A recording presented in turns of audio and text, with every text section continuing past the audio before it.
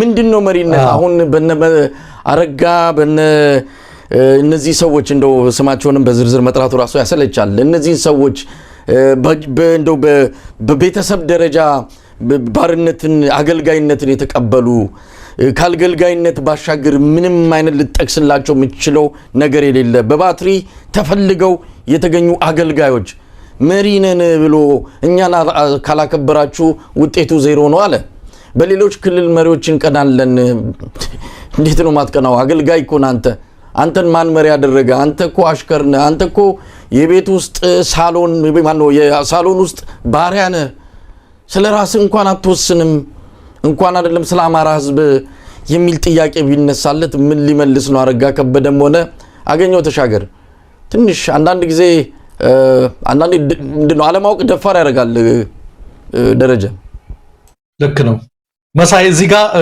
ዛሬ ከተነሱ ጥያቄዎች አንዱ ቅድም በጣም የገረመኝ ይቺ መልስ የመለሰው እርግጠኛ ነኝ ለዛ ጥያቄ ነው የአማራ ክልል ከእንግዲህ በሞግዚትና ባሻንጉሊት አይተዳደርም የሚል ነው አንዱ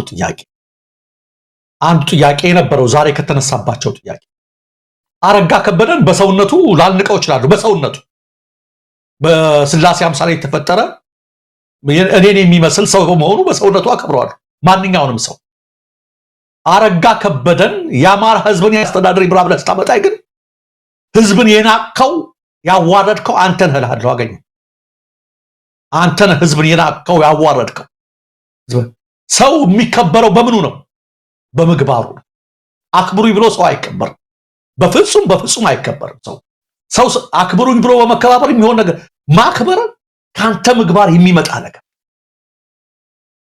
ስራ በሰዎች ፊት ሲያበራ ራሳቸው የሚሰጡ አክብሮት ስለዚህ የሚያከብሩ ሰዎች ሳይሆኑ የራስ ስራ ነው የሚያዋርድ ሰዎች ሳይሆኑ የራስ ስራ ነው ሰካራ የሚባሉ ሰዎች በህፃን ልጅ ይሰደባሉ አይደል መንገድ ላይ ሲወላገዱ ልጆች ሰደቡኝ ያዋርዱኝ ይላሉ ልጆች አይደሉም ያዋርዷቸው ራሳቸውን በራሳቸው ነው ያዋርዱት እናገኘው ተሻገር አክብሩን የምትሉት ምን ናችሁ ነው ምን የሚከበር ስራ ሰርታችሁ ነው ህዝብ እኮ የሚያከብራችሁ በስራ ነው በተማጽኖ አይደለም በልመና አይደለም አክብሮት የሚመጣው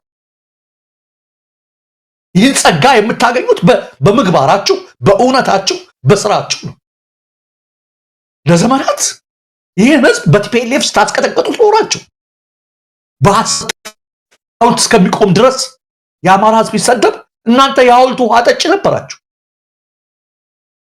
ስንት መከራ ሲወርድበት ማለት ነው እንዴት ነው ይሄ ህዝብ እናንተ ከዚህ ህዝብ አክብሮት የምትጠብቁት የዛሬ 6 ዓመት ለውጥ የተባለው ነገር ወጣ ሲባል አይለምደንም ካሁን በኋላ ጥያቄያችሁን ላዳምጥ ቶሎ እንመልስ ብለው እናቶ ደመቀ መኮንን በባህር ዳር ስታዲየም ሲናገሩስ ካሁን በኋላ ቶሎ ፈጥነን እንሰማችሁ ያላችሁ ተናገራችሁ ንስሐ ገባችሁ ህዝቡ ንስሐችሁን ተቀበለ ልክ በቲፒኤልኤፍ ያደረጋችሁትን በጥፍ አባስታችሁ አሁን ደግሞ የኦህዴድ አሽከር ሆናችሁ ሌላው ቀርቶ ዋና ከተማው ላይ አትገባም ሲባል የት ነበራችሁ የማንን ወሬ ነበር ስታበጥሩ ነበር ምን እያደረጋችሁ የግለሰብ ስልጣን የራሳችሁን ጥቅም እያስከበራችሁ ነው ይሏችሁ ለእናንተ ማን ነው ክብር የሚሰጣችሁ እንዴት እናንተ አሁን አክብሩኝ የሚል ቃል ስትወጣላችሁ በእርግጥ መሪ ናችሁ እናንተ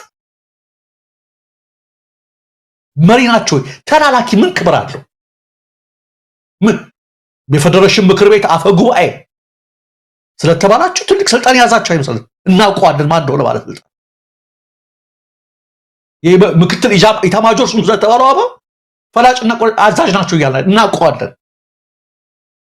የግለሰብ ስልጣን ያስጠበቁ የራሳቸውን ስልጣን ነው የሚያደርጉት መሪ አይደላችሁ አንድ ስርኛ ያለች ይመሳይ ፍስ የምትል ለንጉሱ ሊሰግዱ አጋፋሪ ሲወርዱ ከታች አመለጠ ጉዱ ያው ፈሱ ጉንጮችን በሳቅ ጠረሱ ባለሟልም ለንጉሱ በሽኩታች አይብላሱ ንጉሱ ለክብሮ አጋፋሪ ወዳጆ ሲሰግዱ እኮ አምልጧቸው ሰው ሁሉ ሳቀባቸው ባኮ ሹመት ይስጣቸው ሲላቸው ፊት አውራሪነት ሰጠውታሉ አጋፋሪም እጅ ነስተው ተቀበሉ ታዲያ የማረጉ ክፋቱ እንደመገኛው መከርፋቱ ፊት አውራሪ ገሌ በተባለ ቁጥር ሁሌ ማረጉ ያልተዋጠለት ህዝቡ በከንፈር ጥመት ይልጀመር በፈሴ ተገኘ ሹመት ይሄ ነው በማጎብደድ የተገኘ ሹመት፣ በማረጥረጥ የተገኘ ሹመት እንጂ መሪ አይደላችሁ። ይሄንን ማወቅ አለባችሁ። የሚያከብራችሁም የሚያዋርዳችሁም ስራችሁ። የሰው ልጅ ሰው አያዋርደውም፣ ሰው አያቃልለውም፣ ሰው አያከብረው። ሁላችንም እኔም እዚህ መሳይም እዚህ ሁላችንም የሚያዋርደንም የሚያከብረንም ስራችን ነው እያንዳንዳችን። ይሄ ነው መታወቅ ያለበት። ስለዚህ አሁንም በአሻንጉሊት አስተዳደር ይሄን የነቃ ህዝብ ከአሁን በኋላ በቃኝ እያለ ለኢትዮጵያ ለውጥ እየታገለ ያለን ህዝብ አረጋን አክብሩት ስትል ራስ መሪያችሁን አክብሩት ብለህ 50 ምናምን ሚሊዮን የሚሆነው ህዝብ ስትናገር ራስ ህዝቡን ያዋረድከው አንተ ነህ። ዲዘርቭ አያረግም። እንኳን አረጋ አብይ አህመድ አይመራኝም እያለ ነው። ዲዘርቭ አላረግም ለአብይ አህመድ አመራር እያለ ነው። ከቦክስ ወጥቷል፣ ቁጣው ወጥቷል። ይሄን ማወቅ አለባቸው። ሁለት የሰላም ኮንፈረንስ መሳይ ቅድም ስታነሳ የሰላም ኮንፈረንስ ሲረሽኑ ነበር ሰዎችም ብለሃል። ዛሬ እንኳን በሰባ ሰሚት 4 እንትሮች ነፍሰ ሳር ምድር 4 ህጻናት ተረሽነዋል። ትናንት ከትናንት ወዲያ ሰሞኑን በጅጋ በደብረ ማርቆስ በአማራ ሳይንስ የተደረጉት ስንመለከት አዲስ አበባ ላይ የተለያዩ ከተሞች ላይ ዛሬም ባህር ዳር ላይ የሰላም ኮንፈረንስ እየተባለ ስብሰባ ተቀምጧል። ግድያውና አርሸናው በተጓዳኝ ቀጥሏል። ሰላም፣ ፍቅር፣ አንድነት፣ እርቅ፣ ይቅርታ የሚባለው ነገር በቃል የሚገለጽ ነገር አይደለም። መሳይ እንደምናውቀው በቃል የሚመጣ ነገር አይደለም። እና አብይ አህመድ እናገኘው ተሻገር ሆነ ሌሎችም ሰዎች ሰላምን ከቃል ባለፈ አያውቁትም። ደጋግሜ ነው የምናገረው። ፍቅርን፣ እርቅን፣ አገራዊ አንድነትን ከቃል ባለፈ አያውቁትም። አብይ በተደጋጋሚ እጃችንን ዘርግተን ስለ ፍቅር ይላል፣ በድሮን እያስጨፈጨፈ በሌላ ነገር እያደረገ። እንዲህ አይነት ሰዎች በቃላቸው የሚናገሩት በጥፍራቸው የማይነኩ ሰዎች ፋሬሶች ወይም ሳዴቆች፣ ፈሪሳውያንና ሰዱቃውያን ናቸው። እነሱ ደግሞ በተደጋጋሚ እንደምናገረው ውስጣቸው የተትረከረከ ለያቸው የጸዳ ወጭቶች ናቸው። ከላይ ስታምዳቸው ያማሩ ይመስላሉ፣ ውስጣቸው ግን ተጠረ ውስጣቸው በምስጥ የተበላ ለያቸው የተለሰኑ መቃብሮች ነው የሚላቸው መጽሐፍ። ዮሴፍ ቤተክርስቲያን ብትሄዱ አዲስ አበባ በእብነ በረድ ያማሩ ልዩ ልዩ መቃብር ልታዩ ትችላላችሁ። ያምራሉ እንዴ ቤት ነው የሚመስሉት ምናምን ትላላችሁ። ውስጡ ግን በምስጥ የተበላ። እነዚህ ማን ናቸው? ፈሪሳውያኖች ናቸው። የሚናገሩትን የማይኖሩ ከላይ ወማር የሚመስል ንግግር የተናገሩ ውስጣቸው በንጥቂያና በመርዝ የተሞሉ ማለት። እነዚህ ፈሪሳውያን ናቸው። ሰላም የሚመጣው በተግባር ነው። ሰላምን ታሳየዋለህ እንጂ በቃል አትናገረው። ይሄን ለማድረግ የሚሞክሩ ሁሉ መጽሐፉ እንደሚላቸው ደጋግሜ እንደምናገረው ውሃ የሌላቸው ምንጮች ናቸው። በጣም ያልኩት ትልቅ አባባል ነው። ምንጭ ነው ብለህ ስትሄድበት ውሃ የማታገኝበት ምንጭ፣ በነፋስ የተገፉ ደመናዎች። ሊጥል ነው ስትለው የሚበተን ደመና የለም፣ ምንም ዝናብ የሌለው ደመና። እንደዚህ አይነት ናቸው። እንዲህ አይነት የውሸት ተስፋ ቃል እየሰጡ የውሸት የሰላም ሐዋርያ እየመሰሉ የውሸት ስብከት እየተናገሩ የሚያጭበረብሩ ማለት። ስለዚህ የሰላም ኮንፈረንስ ማለት በእንደዚህ አይነት በሀገራዊ ምክክር ኮሚሽን ይላል እልባት ያገኛል በሚባል ማጭበርበሪያ የሚመጣ አይደለም። ሰላም ተግባርን፣ ቆራጥነትን ትፈልጋለች። የፍቅር ሰው መሆንን ትፈልጋለች። የምህረት ሰው መሆንን፣ እውነተኛ ስብዕና የሚሰማው ሰው መሆን ያስፈልጋል ለሰላም ቁርጠኛ ሰው እንጂ በንጹሃን ደም እየተጨማለቁ ስለ ሰላም ማውራት በፍጹም የሚሆን ነገር አይደለም። ሌላው በዚህ ኮንፈረንስ ላይ መሳይ ቅድም ያልተነሳው ጀነራል አበባው ከተናገሩት ነገር መካከል ሌላም ያስተላለፉበት መልእክት አለ። ይህን እንትኑ ከማዘናጋትን ባሻገር ያለንን ኃይል አልተጠቀምንም፣ ያለንን መሳሪያና ሁሉ ነገር ብንጠቀም ነገሩን እንጨርሰው ነበር እስካሁን የከፋ ጉዳት እንዳይከተል ብለን ነው ብለዋል። ልክ ካሁን በፊት ፊልድ ማርሻል ብርሃኑ ጁላ ስንት ፐርሰንት ነው ተጠቀምን ያሉት? ጦርነቱን 10% ልክ እንደዛ ተመሳሳይ ተመልከት። እና ለምንድን ነው አንዱ መድረኩ የተጠቀሙበት? ለማስፈራራት የተጠቀሙበት ነው፣ የሆነ መልእክት ለማስተላለፍ ግን አይሆንም። ከድሮም በላይ ምን ልትጠቀሙ ምን አላችሁ? ምናልባት ያን አብዮቱ አደባባይ የሚወጣው የውሸት ሚሳኤል እሱን አትጠቀሙት። ምን ያልተጠቀማችሁት መሳሪያ አለ? ምን ያላደረጋችሁት አለ? በመድፍ በሚሳኤል በሞርታር በድሽቃ በስናይፐር ኢቭን በድሮን አገሩን አመሳችሁ። ማመን ያስፈልጋል። አልቻላችሁም። ከዛ ሁሉ ነገር እንኳን ወጣችሁ ትንሽ አሁን በረድ ብላችሁ የታያችሁ ይመስላችሁ ስላልቻላችሁ። ስለዚህ ሰላም የሚመጣው ለሰላም ቁርጠኝነት ካለ እዛ መድረክ ላይ እንደተነሳ ፋኖችን በስማቸው ከመጥራት ጀምሮ መሬት ላይ ላለው ችግር ተገቢውን ዕውቅና በልኩ መስጠት በልኩ ከተሰጠ በኋላ ደግሞ በሰፈር ሽማግሌና ኮሚሽን በምትሉት የልጆች ቃቃ ጨዋታ ሳይሆን በትክክለኛው በገለልተኛ ሀገራት በትክክለኛ መድረክ በእውነተኛ ሀገራት ድርድር መቀመጥ አለባችሁ። ከሌሎች አካላት ጋር በሶስተኛ ሀገር ጋር እየተቀመጣችሁ ፋኖችን በሰፈር ቄስና ሸክ መንደር ለመንደር እንፈታለን ብሎ ማሰብ ራሱ ንቀታችን ነው የሚያሳየው። በልኩ እውቁት። የፋኖን ኃይል አውቃችሁታል፣ አይታችሁታል፣ መጣችሁ። ህዝባዊ ነው። ህዝባዊ ባይሆን ኖሮ እስካሁን ድረስ አይገዳደራችሁም ነው ተነግሯችኋል። ስለዚህ ይሄን ሰፊ ህዝባዊ መሰረት ያለውን ኃይል በልኩ ማክበር፣ እሱን ስታከብሩ ህዝብን ታከብራላችሁ ማለት ነው።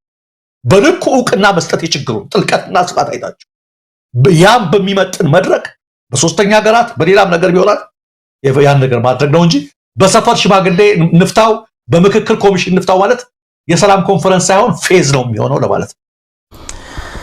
ደረጀ ሁሉን ነገር በደንብ ነው የገለጽከው። ከዚህ በላይም መናገር የሚቻል አይመስለኝም። በጣም ያሳዝናል። መከራ ያመጣ ፓርቲ ነው ያው ብልጽግና።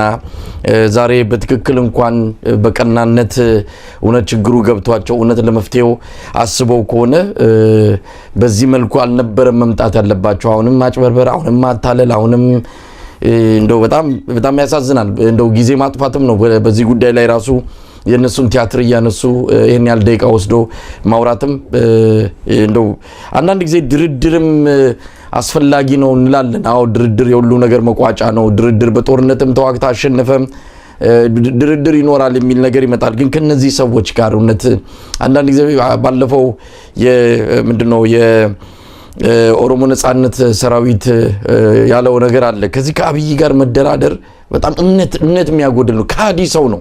ከካዲ ሰው ጋር እንዴት ነው ቁጭ ብለህ የምትደራደረው? እንደው ምን ያህልስ እንደው ቁጭ ብለህ አውርተህ ነው ለሀገር መፍትሄ የምታመጣው? በጣም ካዲ ነው። በጣም እምነት የሚያጎድል ሰው ነው።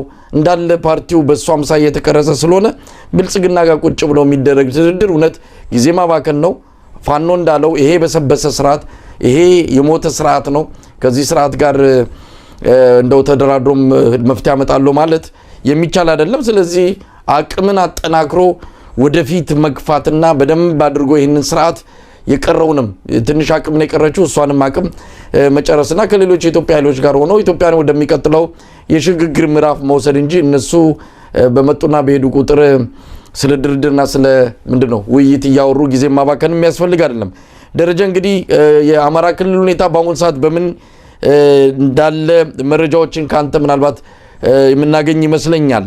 አሁን ይሄ ሰላም ኮንፈረንስ በሚካሄድበት ጊዜ ሁሉ ጦርነቶች አንዳንድ ቦታዎች ላይ ወደ ውጊያዎች እንዳሉ እንሰማለን። መከላከያም ድል ቀንቶኛል አዴት ላይ ወደ 94 ጽንፈኞችን ደምስሻለሁ የሚልም ዜና አውጥቷል። በስም ዝርዝር ያወጣቸው አንድ አራት ያፋኑ አመራር ናቸው ያላቸውንም ጠቅሷል። እንደሰማነው ከሆነ እነዚህ የልዩ ኃይል አባላት የነበሩ በእጁ ገብተው ሆስፒታል ሲታከሙ የነበሩ ከዛ ይዟቸው በእስር ቤት አቆይቷቸው የነበረውን ነው አውጥቶ ረሽኗቸው ፋኖችን አመራሮችን ገደልኩ ብሎ ለዜና የምትሆን ነገር ይዞ የመጣው። ለማንኛውም ምን አለ ምን የተከታተልከው አለ በዚህ ባለፉት 2 ቀናት ውስጥ? እንግዲህ ውጊያዎች እየቀጠሉ ነው መሳይ። በሰሞኑን እንደምንዘግባቸው በተለይ በጎጃም ሰሞኑን በጎጃም በተደጋጋሚ ውጊያዎች አሉ። በእነማይ በቋሪት በአዴት በብዙ ቦታዎች ላይ ውጊያ አሉ። በዚህ አካባቢ ያ ብቻ ሳይሆን ለመሰለልም ገብተው የተያዙና ያመለጡ አሉ። የተወሰኑት ግን ተይዘዋል። 17 ሰዎች ገብተው ነበረ። 10 አመለጡ፣ 7ቱ ግን ተይዘዋል።